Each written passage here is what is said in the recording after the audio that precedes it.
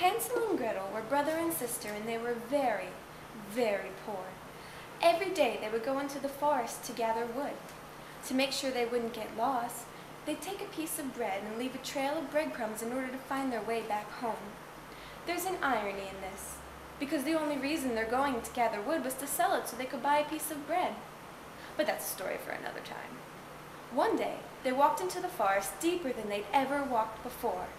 They turned around to find their way home only to discover that birds had eaten their breadcrumb trail. They were quickly lost. "This sucks," said Gretel. "No," said Hansel.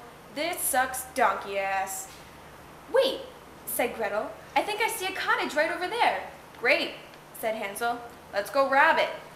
The two children walked over to the cottage and saw it was made out of gingerbread, which is a very odd building material, even for a fairy tale. The two children began tearing the cottage apart and eating it ravenously. An old witch, the owner of the cottage, ran out and screamed, "You two assholes are eating my house!" "I don't know what you're talking about," said Hansel, as crumbs fell out of his mouth. The witch grabbed the two children and said, "I'm going to boil you, eat you, and sell your bones on eBay."